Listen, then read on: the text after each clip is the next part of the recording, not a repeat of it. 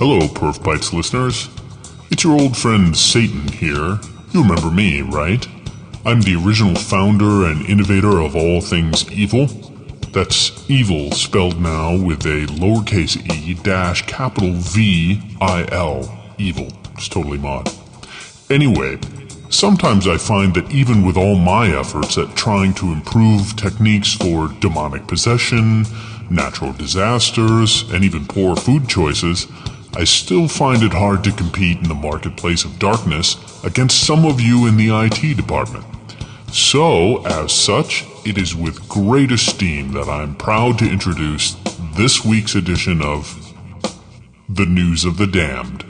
Can you dig it?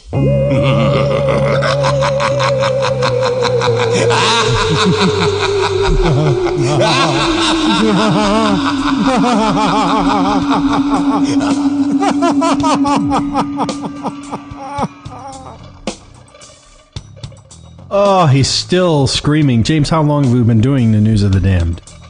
Almost 2 years.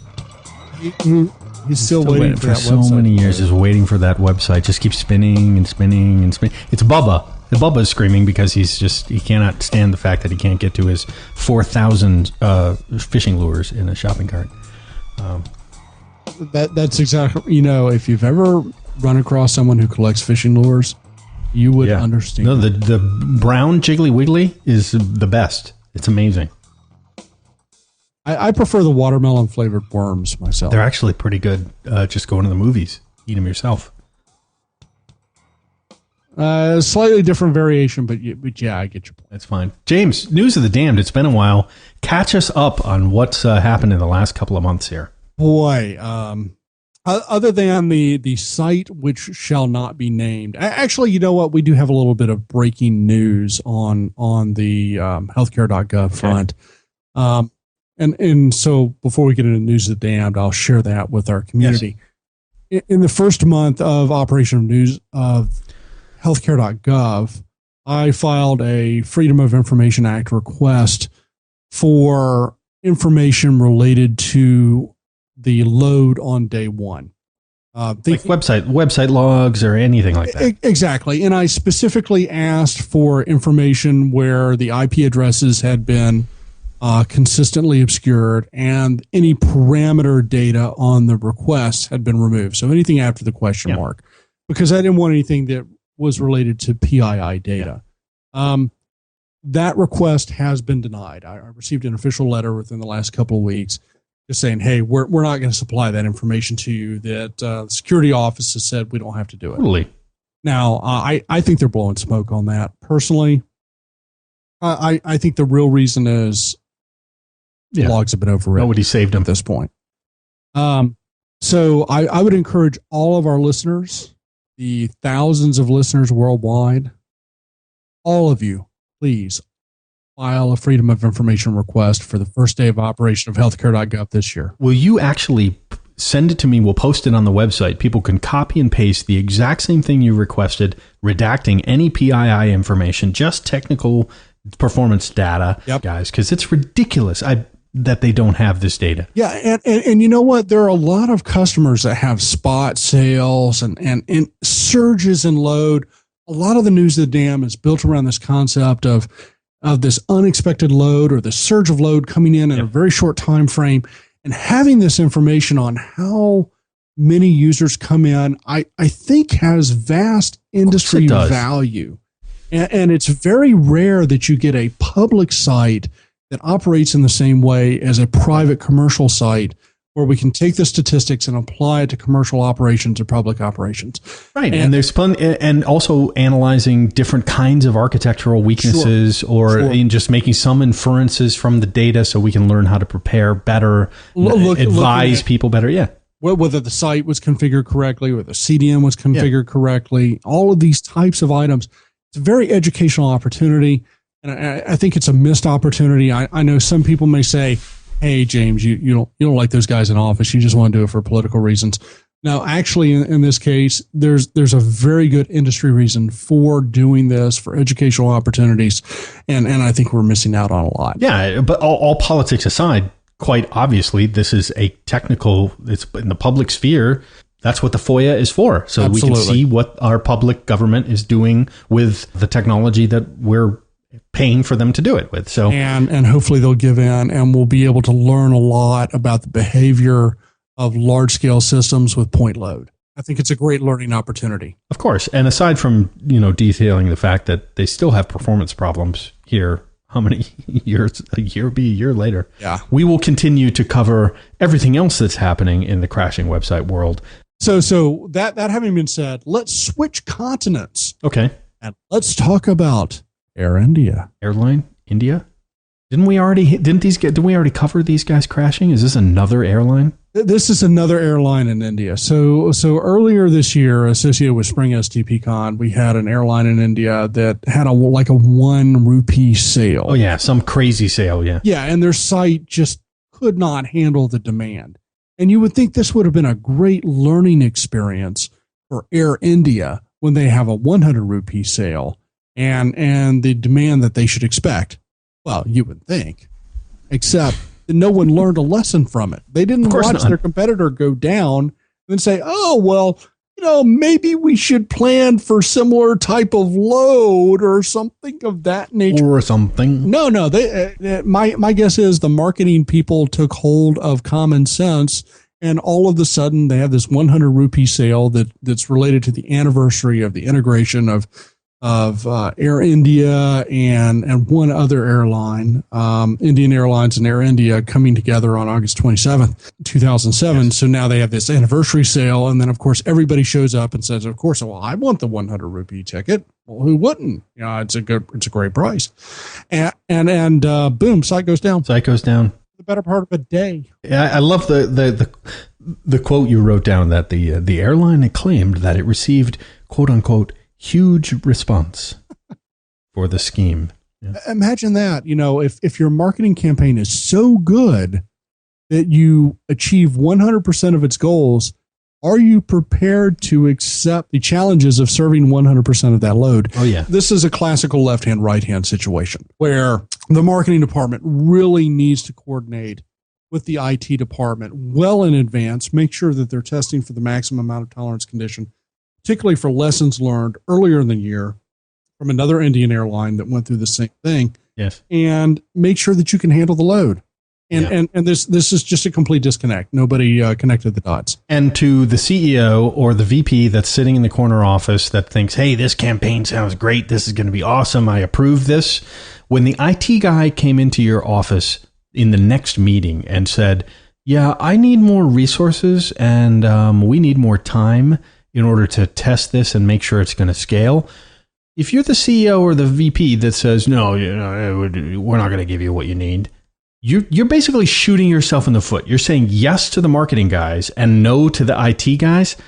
This whole campaign is based on the IT scalability. Don't be a moron. Where do you think your revenue bottleneck is? Not in your marketing's ability to get the message out. It's in your ability to accept credit cards and keep the site up. Yeah. Guess what? Now you have one more year to plan. August 27th next year. So Mark, let's go on to story number 2. Story number 2.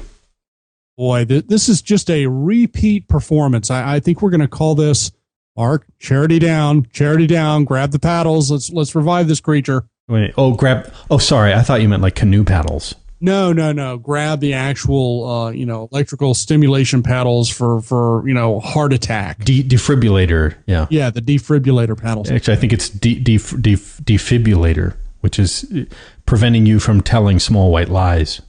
Good one. Yeah. We need to defib a website in this case. So earlier this year at the Emmys inside the United States, which is an award show for television shows where a bunch of very superficial people get together and congratulate themselves for being very superficial. Yeah. Someone went up on stage and said basically, hey, I'm great and my wife has a charity. Well, guess what? All of these individuals who are watching the show or who were interested in this particular individual decided they were going to go to the wife's charity. In this case, it's called the Kind Campaign. But that's really not the issue here. The issue is you have this mention in a public forum that's highly visible of this website related to charity. And then all of a sudden people go there and it's a very spur of the moment thing. It's in the moment. Yeah. People want to give. They're feeling generous. You get to a website and then it's down. Yeah.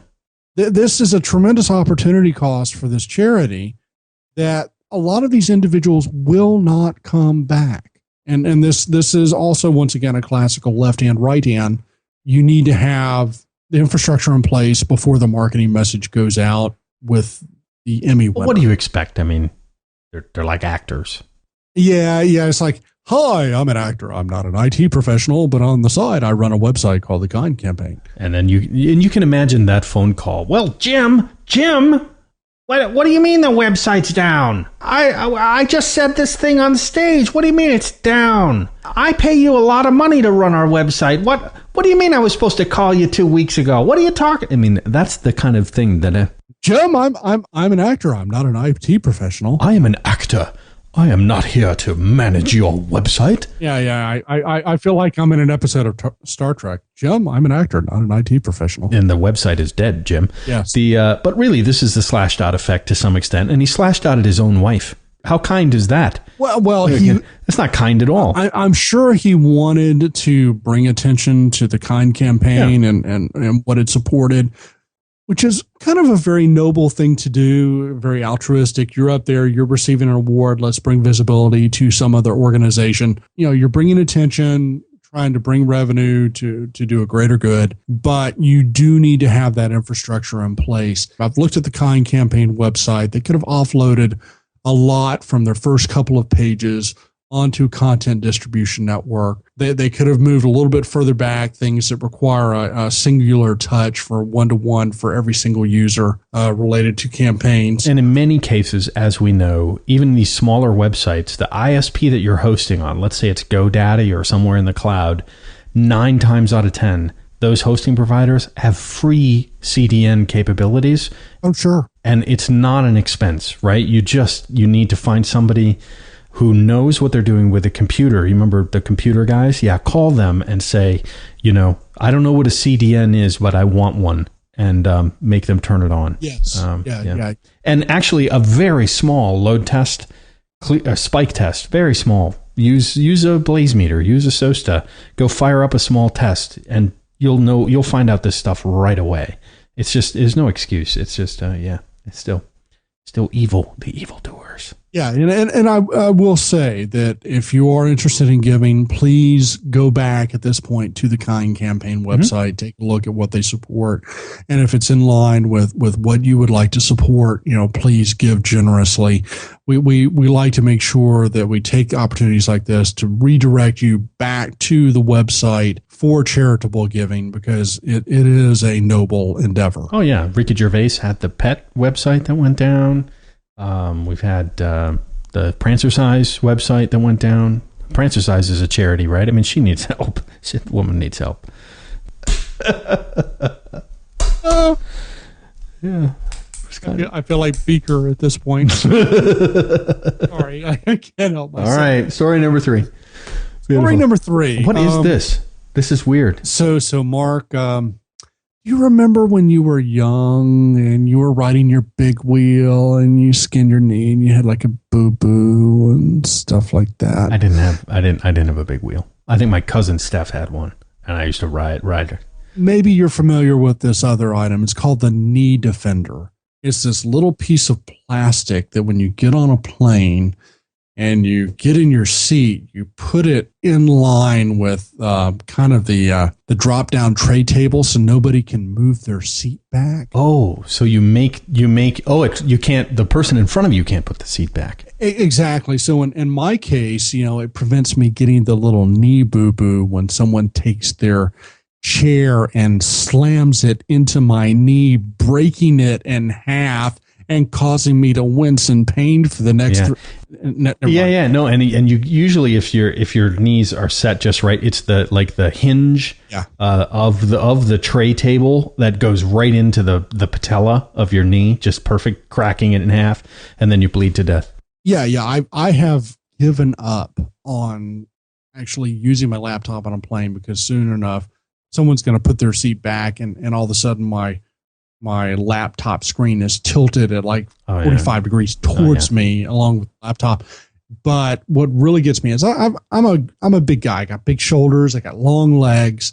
And when I get on a plane, I mean, it's inevitable. Someone's just going to slam back into my knees. Yeah. And even if you ask politely, I mean, people are rude. And this knee defender item. Yes. I sympathize with a lot of people who have bought them in order to protect their knees, people moving backwards.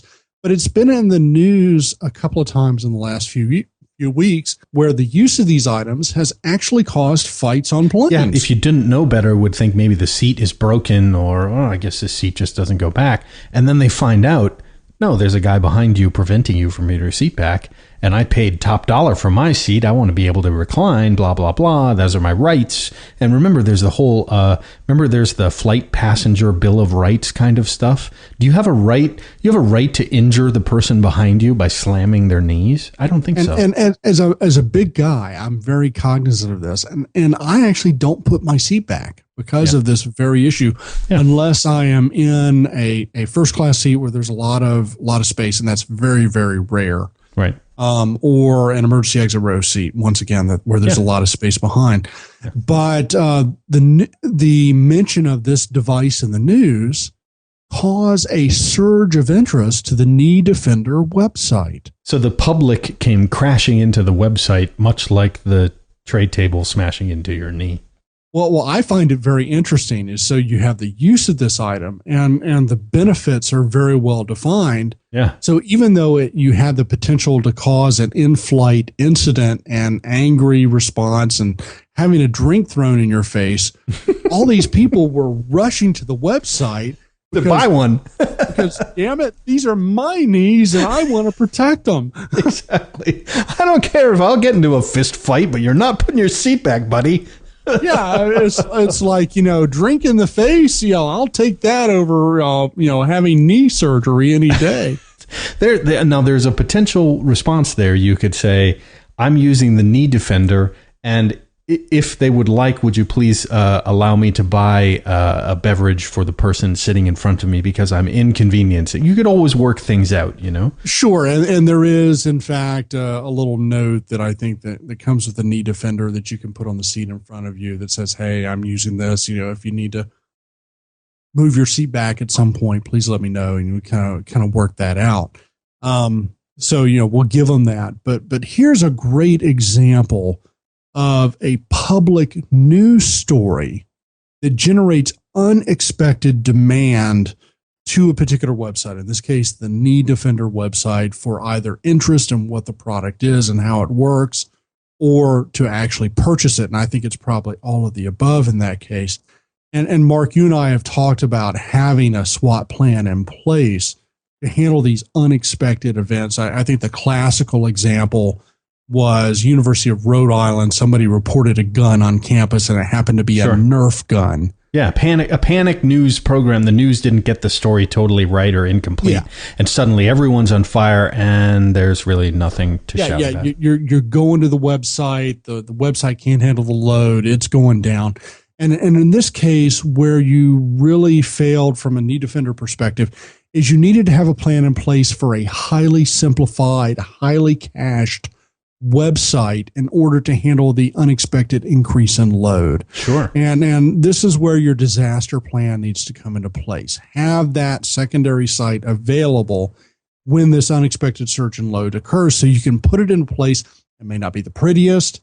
It may not be the highest functionality. It may not have all the bells and whistles, but you know what? It's going to scale. It's going to stay up, and it's not going to impact your revenue stream. Yeah, I'll give you another tip that a product like this that is sometimes put into the limelight or the front page of the paper. That page, you put up a special page, a shim page that I like to call it. Shim this in at a moment's notice. You can actually automate it. So if there's a spike in traffic, boom, it starts shimming and redirecting on a 302 and puts you into a page that the majority of the content is actually delivered not just through CDN, but you might do embedded objects that pull from other news programs. So a lot of people coming to that site maybe were not interested in purchasing. They were just trying to figure out what the heck this thing was. So you put a little bit of static product information out there, use a CDN, and then link to these other stories. And of course, then, at the bottom or somewhere in there, maybe at the top, you put in, if you're interested in finding out more in purchasing, then click to this next thing. You measure that conversion rate. Now, maybe you'll see 20% of the people actually convert and go look to the product and buy one. But make sort of a, hot story, hot page kind of a shim that you can put in at a moment's notice, and just 302 redirect. You can put that on the load balancer. You can put that directly in the web servers, and only takes a second to update those configs. So, Mark, the next one is I don't know if it's build related or unexpected demand surge related. eBay had an outage. Yeah, it wasn't a day. Was it half a day, something like that? Yeah, I mean it was a definite spike from a user perspective. Like I said, I can't tell if this was part of continuous build integration deployment.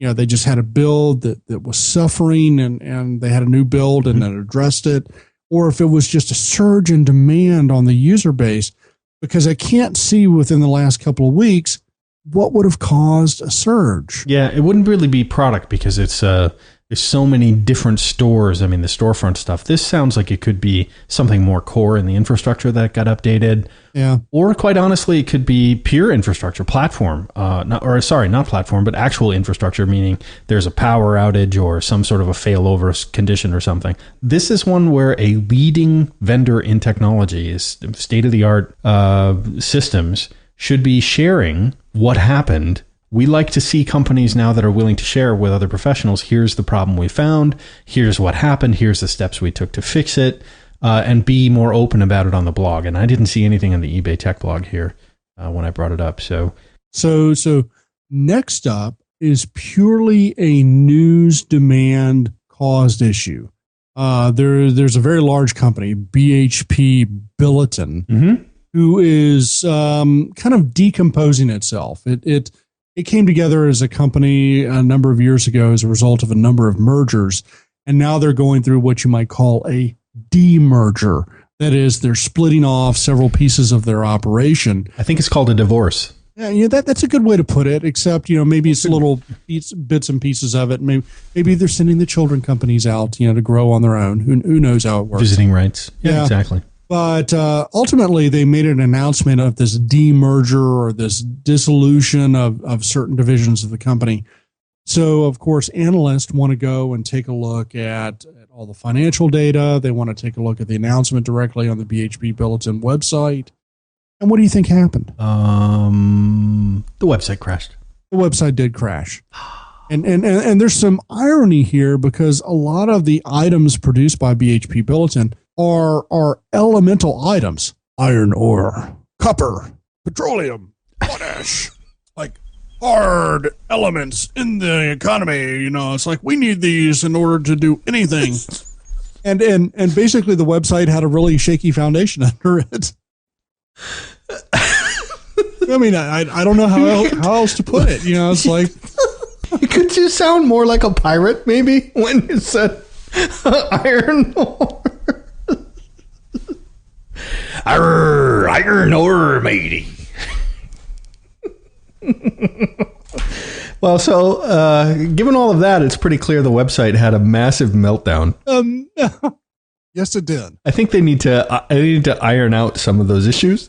I would say this: if you're going to go through a divorce, dissolution, anything where you have a press release, that you have a link in the press release that takes you back to a website, let's make sure that 100% of the content on that landing page and maybe a couple of links downstream is cached someplace. Do not serve it from your core website. Your homepage. Yeah. Stick it in Amazon, stick it in Akamai, stick it in, 15 different computers around the globe where you're running your own CDN network. Yeah. I don't care. If you've got a landing page that comes out of a press release that you put on the newswire and analysts are going to, and particularly for financial results, make sure it's cached and doesn't touch your website.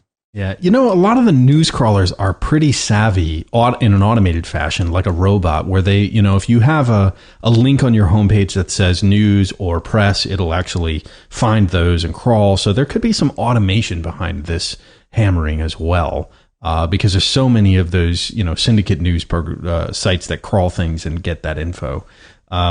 But at the same time, I mean, if you're usually press releases and stuff, it's all static content. Those guys know in a CDN or a content management system what they're doing. So this just seems bizarre. Like these guys just. Well, I mean, when you think about it from a CDN perspective, you have a number of defined financial centers in the world that are going to be impacted by this dissolution. Yeah. You have New York, you have Hong Kong, you have Sydney, you have Tokyo, you have Berlin.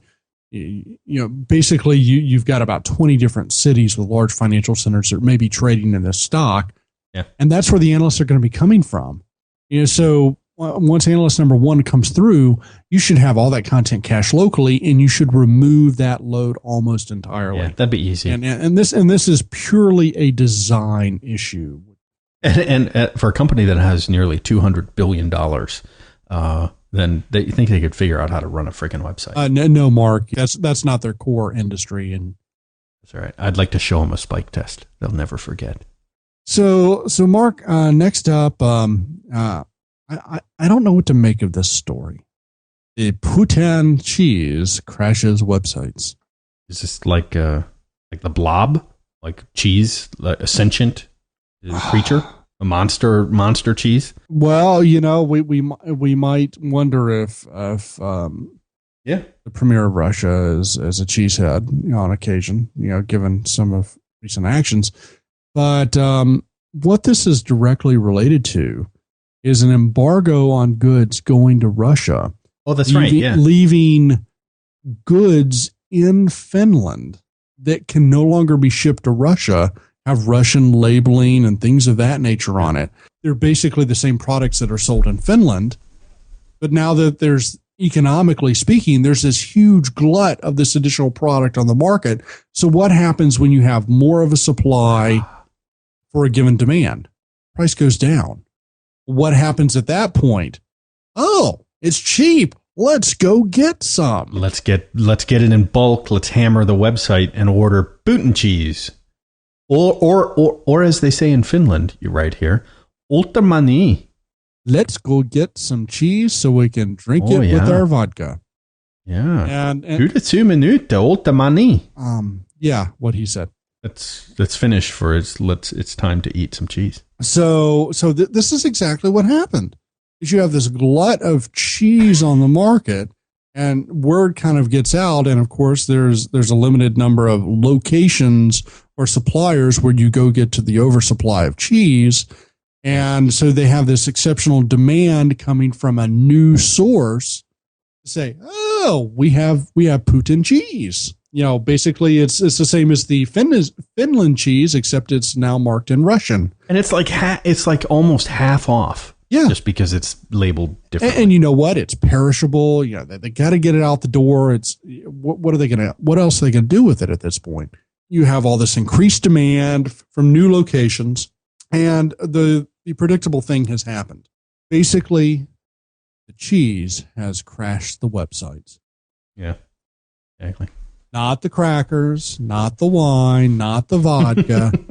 The cheese has crashed the website. The cheese, the Finnish cheese. So when you're in this situation, you're so locked on your product management ordering system through the website, whatever it is, that this is not something. I mean, you could put a static page up that says, if you're interested in this particular cheese, call this number, but then it'll flood the phone and the VoIP system will crash and all this stuff. I mean, this massive load or massive thing, it's almost like you need to switch to an ISP and maybe stand up a temporary little website that can handle this ordering without your normal back-end systems. You could do it on a static, just a counter system, like anyone gets a GUID that comes to the page, and they each get a unique GUID, and then that GUID, whatever pages get handed out, just turns in and says, all right, we'll call you when you're in the queue on your number. We'll call you when we can get you what you want. It seems odd because usually you hear people in Finland are very happy and very satisfied. And you would think that the larger availability of something, wouldn't spark this increase in demand because they're very satisfied people. Sure. They have IKEA and stuff like that and vodka. Yeah. No, that's IKEA's in Sweden. Well, they're in Sweden. Well, I mean, they're in Sweden, but I mean, and they're in Finland, and they're in Germany, and they're in the UK. I know, but they're from Sweden. I mean, the Finns did not create IKEA. That's true. That's true. We created saunas and beating yourself with a birch bough. Oh. And then jumping into a frozen lake, and then drinking peppermint schnapps, and doing that 4 or 5 times in one night. Oh, okay. I'm with you. Okay. Exactly. All right. So this is a very thorough catching up on the news of the damned here. Were there anything else? I remember the Yahoo fantasy football thing. There were a couple of other ones. Yahoo fantasy football. That's a classical. Just run on the site. It's early in the season. People are running, signing up, things of that nature. And then that's really more planning for capacity. There was kind of an oddball one. Anyone who is a fan of lawyer jokes will appreciate this one. The ExamSoft website for the support of bar exams in several states went down. Which, does the world need more lawyers? Yes. I'm going to stay away from that one because I don't want to be sued. That's fine. Yes, I love lawyers. I think they're wonderful.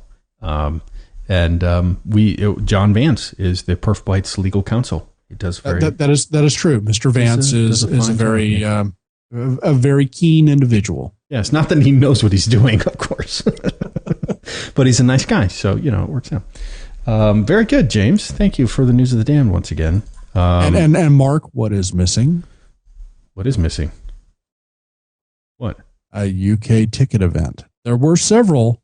I'm saving them up for maybe a special show. Oh, we'll catch that in the next one, maybe. And maybe we'll actually ask Richard or some of our friends from the UK Performance World to join us. Well, with Trust IV, we could ask them. We could do it with those guys. I think having Richard and Mahesh and their insight on ticket events would be great. So, ladies and gentlemen, once again, you've come to the end of a great episode of PerfBytes News of the Damned. And all I can say is go out there, look at your websites, and don't be damned. Don't be damning people to screaming with their heads cut off, painfully punished by your lack of ability. Here's my advice. If you're in the marketing department, you're not listening to this podcast. So if you're in performance and in testing and you don't know somebody in the marketing department, take them out to lunch. Have a conversation. Hey, can you keep us in the loop on when you're going to do a campaign or something? And if you don't have a disaster recovery SWAT team plan when your product hits the Steve Harvey show or a massive news thing on the Emmys, you got to come together with some kind of an emergency plan of some sort. Most importantly, I think you should take the time to look yourself in the mirror as an IT professional and say, have I done enough? Have I done enough?